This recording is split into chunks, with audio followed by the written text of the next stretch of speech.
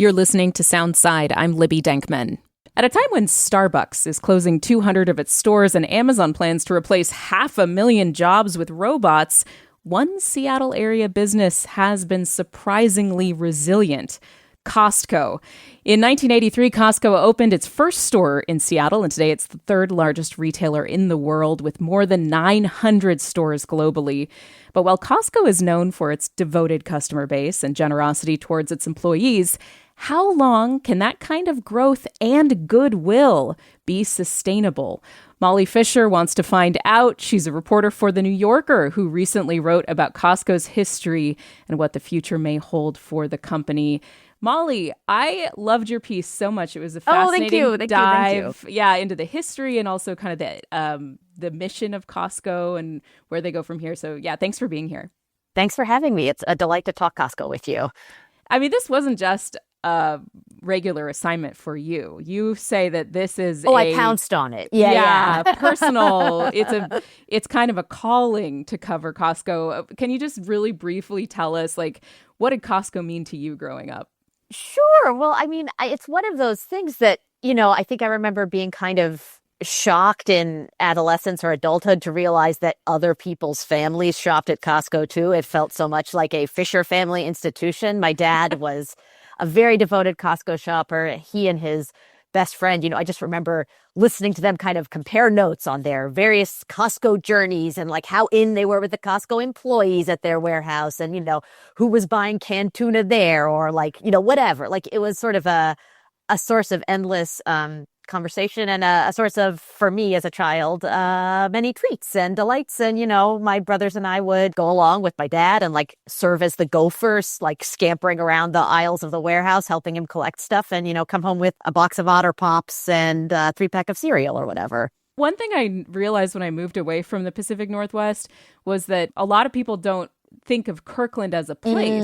Kirkland is the brand. Do you remember when you realized there's a city called Kirkland and it's not the brand of your toilet paper? That's a great question. I don't remember. I don't have a moment of remembering that, but I can recall having to sort of iron out for myself the journey that Costco took from its headquarters in Kirkland to Issaquah and, retaining the Kirkland name because Kirkland signature is a catchier name than Issaquah signature.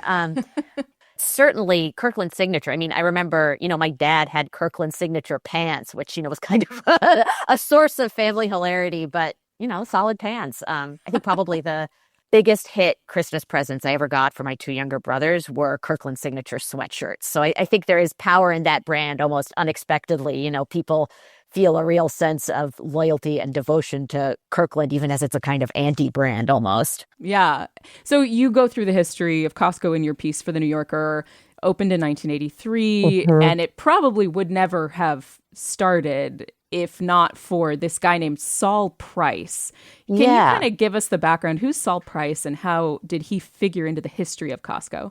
Sure. Well, so I will do my best to keep this clear because I realize it's a slightly tangled prehistory, but it really is all kind of interwoven and interlocking. Costco, as you said, didn't start until 1983, but a lot of the essential ideas behind Costco and sort of the main players, including Jim Sinegal, the company's co-founder and longtime CEO, they kind of hit the scene in the 50s with a company called FedMart that starts in San Diego that is the brainchild of this guy, Saul Price, who was originally a lawyer. He was the child of these two sort of labor socialist Jewish immigrants. He was born in the Bronx, lived in the Bronx. They were working in the garment industry in New York City and eventually relocated to San Diego. Saul went to law school, was a, sort of bit of a boy wonder, a brilliant kid. And eventually, through a couple of his clients at his law firm, heard about this store in Los Angeles called Fedco that was making a killing, basically, selling goods to people who paid a membership fee to shop there, which was important because at the time, there were laws in place that allowed manufacturers to set minimum prices for the goods they sold. But you could get around that.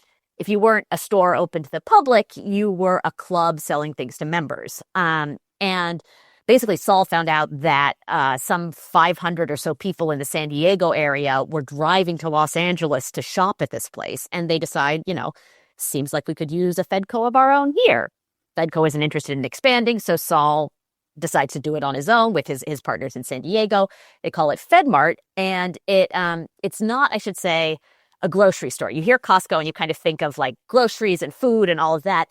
It's selling things like alcohol and jewelry and furniture, but at discounted prices that people are really excited about. And that's where Saul kind of locks into the business model that will eventually translate to Costco in some ways, which includes what he calls the intelligent loss of sales. And what that means is that you, as a retailer, don't try to meet every conceivable customer desire. You don't try to sell 18 different kinds of toothpaste because people might want 18 different kinds of toothpaste. You decide you're going to sell one kind of toothpaste, and you realize that most people who come into your store will be perfectly happy to buy that one brand of toothpaste. And if there are a few people who don't want to, you can intelligently lose those sales. So it's a fascinating strategy because it enables them to be much more efficient and much more quick to turn over their merchandise. They're able to sell much greater quantities of a limited number of things. And that's something that Costco picks up on eventually. So we have this intelligent loss of sales kind of ethos. The other breakthrough here with FedMart is you are charging people for the right to shop, which is also like eventually, what really drives Costco profits when Costco expands and becomes what it is today.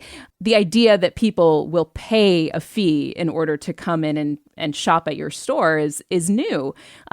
Jim Sinegal is like a teenager who works for Saul Price, right? So how does Jim Sinegal come on the scene and then eventually open Costco in Seattle?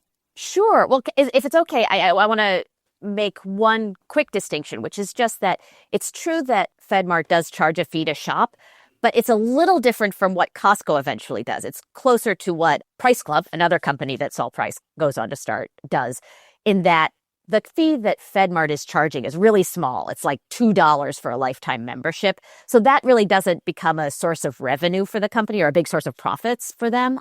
Price Club, though, Saul's next company, they start charging a beefier membership fee, and that enables them to kind of factor it into their margins and make it a real profit center for the company, which is an important part of Costco's business model. Going back to Jim Sinegal, he's a student at San Diego City College, I believe. He's at a local community college when he takes a, random day job unloading mattresses and sofas and stuff at a FedMart for Saul Price.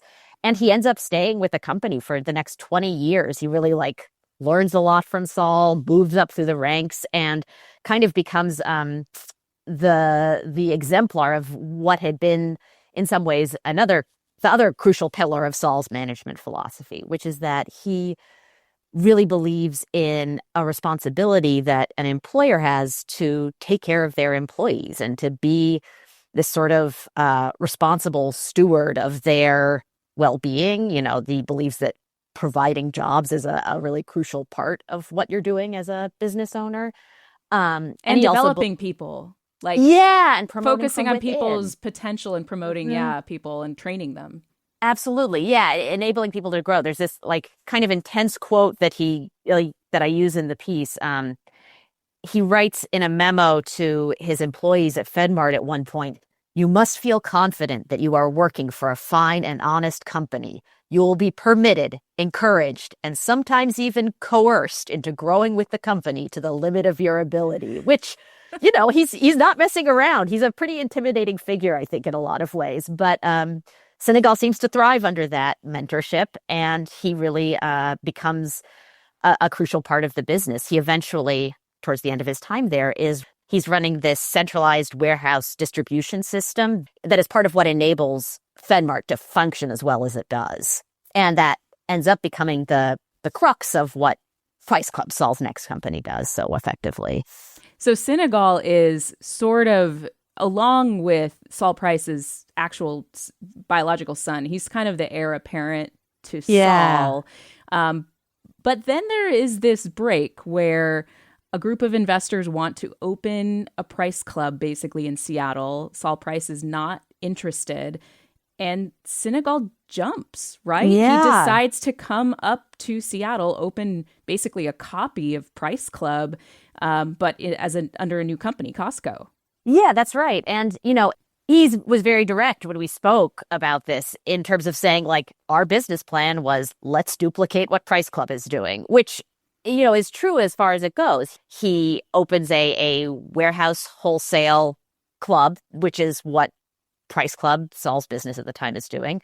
But it also is selling himself a little short just in that Costco does kind of take it to the next level beyond what Saul Price and his family business had managed to do. He is able to expand much more aggressively than Price Club did, just in terms of opening additional warehouses. I think the first Costco warehouse in Seattle opens in September of 1983. And by the end of 1983, so like in the next 2 or 3 months, basically, they open two more. There's one in Spokane and one in Portland, I think, that are also 1983 openings. So they really are going fast. They also incorporate things that Price Club didn't really have or didn't expand into quite as successfully or aggressively, like groceries. They do lots of groceries and fresh food. They open gas stations. I mean, gas stations eventually become a big part of Costco's business. They open pharmacies, which is another thing that Costco has that, has been important to its power and its reach. So he takes what Saul had done and he really builds on it. And what is the secret sauce at Costco that Jim Senegal is cooking with? I mean, he's this legendary guy, business school case studies galore. Yeah. Like you write about how, there are certain business economist style folks who are like, this is the gold standard for how to run a responsible company, like how to do capitalism ethically. Yeah. How does he become that figure, Jim Senegal? And, what is he doing that makes Costco such an icon? Well, it's a great question. I mean, it really is kind of staggering when you start talking to people, because it almost like the figure who emerges when you speak to people who worked alongside him, who worked for him. It's like almost superhuman in some ways, which is almost a little bit of a challenge as a journalist, because you don't want to seem like you're blowing a corporate leader up to deified proportions or something. But it's very clear that people hold him in this incredibly high regard.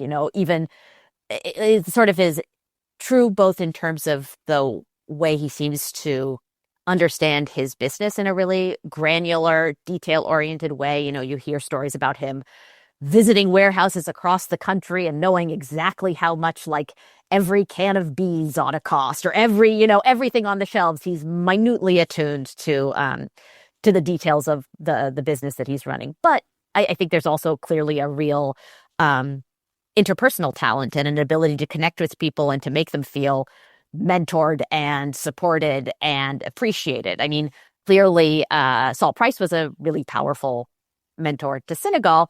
But, my sense and my understanding is that he could be a bit of a prickly guy. He was a pretty tough boss to have in a lot of ways. And I think Senegal is able to kind of be the nice dad that it seems like people really respond to and crave.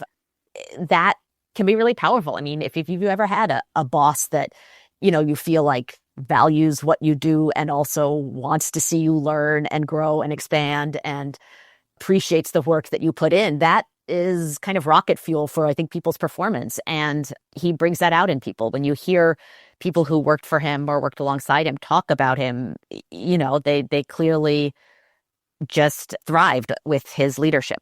You're listening to Soundside. I'm Libby Dankman, and I'm talking with New Yorker staff writer Molly Fischer, who wrote about Costco's past, its wildly successful growth, and its uncertain future under a third CEO, two removed from the legendary Jim Senegal, co-founder of Costco. And Molly, speaking of Senegal, you wrote about how his warehouse visits became like these inspirational events, morale lifters, whereas for most employees at any company, if you have the CEO walking through your office, it's not inspiration. It's scary and stressful, right? And so the fact that he was able to have this he was a mascot and a leader at once. Yeah, it's kind of a remarkable needle to thread. And I don't want to discount the degree to which I think it was scary for people. Like, I think That's that, fair. I think that you know, people were certainly aware that they were being held to a high standard and that he had very high standards. But I think that when people also feel appreciated and feel like their adherence to those high standards is valued and noticed, they kind of rise to meet the challenge a lot of times. So I think that it was sort of that balance that enabled him to bring that out in people, probably. Senegal's relationship to Wall Street strikes me as really key to carving out the unique culture and business model of Costco, because you write that like the focus was not on shareholder value. Mm-hmm. It was about keeping margins lower than 14%. And if the margins crept up, he would get a report about it. Like you talked about being in the minutia about these things. I mean, you got a chance to sit down with him in Kirkland and actually, made that pilgrimage to his family office, sitting with the guy. How did he resist pressure to focus on that shareholder value, which especially in the 90s was kind of the big shift in business that was happening Absolutely. everywhere? Yeah. No, I mean, I think that it was a striking thing that he managed to pull off, and that, over time, zooming out a little bit to the present day, what I heard from folks in the finance world and on Wall Street that I talked to was that Costco has now kind of earned this credibility where they've shown that their model works. They've shown that they can pay employees well, they can keep their margins low, and that their business will be able to grow and thrive and succeed over time. But 30 years ago, 20 years ago, that was definitely something that he took heat from Wall Street over. And, when you go back working on a story like I was and read press from 20, 25 years ago, you do see tons of stories about Wall Street analysts complaining that Costco is too generous to its employees, that they need to be generating better returns. But he, over time, always says that, his hope is to build a company for the long term, for the long haul, and that his goal is that Costco can last and sustain itself rather than focusing on these short-term returns, and that they are going to develop credibility with their customers for always having low prices. They're going to keep customers renewing their memberships because they trust that Costco will have the lowest possible prices. And they're going to develop a workforce that is stable and that is long-serving and expert and secure in their roles, rather than being kind of burnt out and harried and miserable the way you often see retail frontline workers treated and the kinds of jobs that they're being asked to fulfill. So he makes a bet that this will work, and he's able to pull it off. Although, I was struck when I was going back and reading through press, because around the time he retires, he did an interview with a reporter at the Seattle Times who kind of asked him whether he thought that his ability to maintain that stance and to be able to stand up to Wall Street and say that he was going to conduct his business the way he was going to conduct it, whether that was kind of his privilege as a founder, and if he kind of got more leeway to do things his way because he had this credibility as the guy who started the whole thing. And what he says at the time, this is in 2011, end of 2011, he says, well, I think the guy who comes immediately after me, he's been around forever. He's going to be fine. It's the third or fourth generation of leadership that I worry about. Then maybe it starts to get harder. And now you have the third CEO of the company's history in place. That's Ron Vacris. He became CEO in 2024. And you do, in the last few years, start to see some murmurings in different corners of the company that perhaps things are changing. I mean, let me ask about that, because, okay, you have the focus on paying employees well, which, for a long time was side-eyed by Wall Street, but then has been shown to be an efficient way to get the most productivity out of people, the most retention, and therefore makes a business sense. You have the $1.50 hot dogs. That's another big Senegal thing that, iconic, and it inspires customer loyalty. But as you say, with the passing of the torch a couple times now, there are signs that maybe that soul of Costco is starting to feel the strain of pressure from Wall Street and from investors. So what are you seeing now, and what did you find in your reporting about how that's going? Well, in the last few years, you've seen a new stirring of union activity at Costco, for one thing. Costco's workforce has always had a small but not insignificant percentage of warehouses that are organized. They're unionized with the Teamsters. And that's partly because Costco and Price Club, that predecessor, they merged in the early 90s. It was basically Costco acquiring Price Club, but, they kind of treat it as a merger of equals because the two companies have this shared history and shared respect. And Price Club's workforce is unionized, and Costco keeps those warehouses unionized when they take them over. But by and large, the rest of them, and as Costco expands, its warehouses, its workforce is non-union. So it's notable when, starting in 2023 or so, you start to see some warehouses and pockets of the workforce interested in unionizing. And I think in some ways, that's probably a function of changes in the labor market after the pandemic and people's relationship to their jobs changing around that time. I mean, I work in media, of course, and, I know just based on my own experience, you've seen a lot of magazines, media outlets, websites interested in unionizing in a way that perhaps they weren't 10 or 15 years ago. So there's broader cultural stuff at play. But I think at Costco in particular, you have new leaders and new people coming in and a workforce that's undergone this huge expansion. I mean, the company's footprint is now massive. There are over 900 Costco warehouses around the world, and I forget exactly how many employees. I don't have it in front of me. I can't pull it up right now. But, there's a massive workforce. And so trying to maintain that sense of personal investment in the company that has really helped it to thrive for so long is challenging when you have that many people and that you've grown that quickly.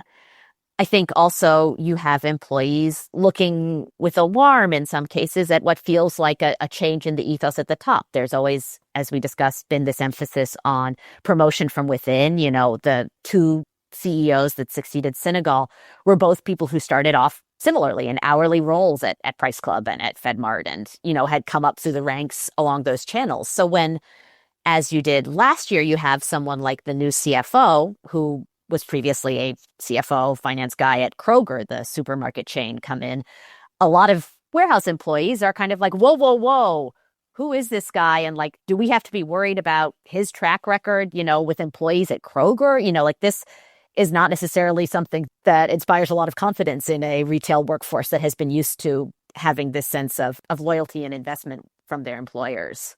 Yeah, and Kroger not known for having, rocky relationship with employee and how they're some treated. Pretty disconcerting reports on the company's labor practices during the pandemic, especially. So in the very recent past. So it's understandable that there would be a degree of alarm there, I think. So I guess the big question is, and this is from one Costco fan to another, like, we'll just be open about our bias. Like, sure, I also grew up as a kid who would just run through and get the samples. And, it was like a big outing for my family every weekend when we go to Costco. Like, there's a lot of, especially here in the Seattle area, love for Costco. But company is a company, right? This is capitalism. And the big question that your article poses is, can the golden age of Costco last? What will you be watching for? Is it employee turnover? Is it continued unionization efforts? Is it margins going up or, other leadership changes? Like, what will answer, I guess, that question for you of whether the golden age of Costco can last? Yeah, I mean, it's hard to say. I mean, one thing I should say is that, I don't think that the fact that the workforce is unionizing is in itself a bad thing. Like, that isn't necessarily an indication that the company is unhealthy or that there's a problem.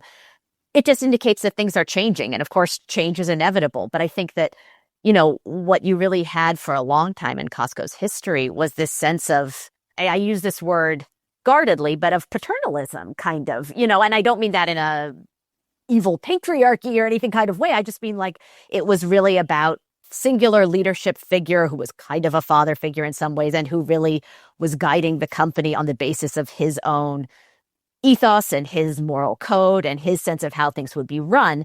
And it's very different to go from something that is guided by one person and their morality, however admirable it may be, and their blind spots, to something that is perhaps in some ways more democratically governed or is more there's more sort of ground up organizing or effort to ensure particular labor conditions. I mean, I think that, when you hear things like one of the Teamsters leaders writing a letter to members that says, this is not Jim Sinegal's Costco anymore, that's remarkable and I think important.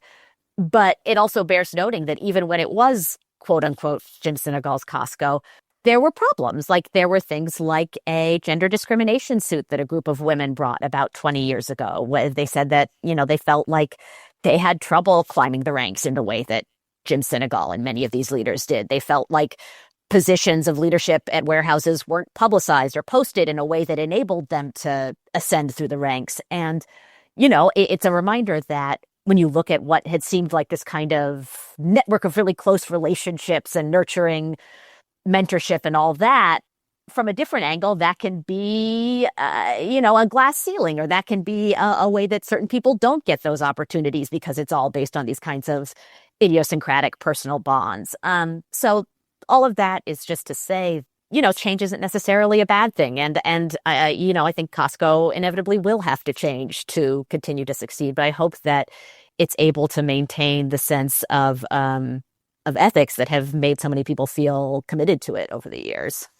I just thought your piece was such a good read, good, history lesson about the store, but also exploration about like what it means to run a quote unquote ethical company and how to maintain that with all the pressures that are out there to extract as much profit as possible.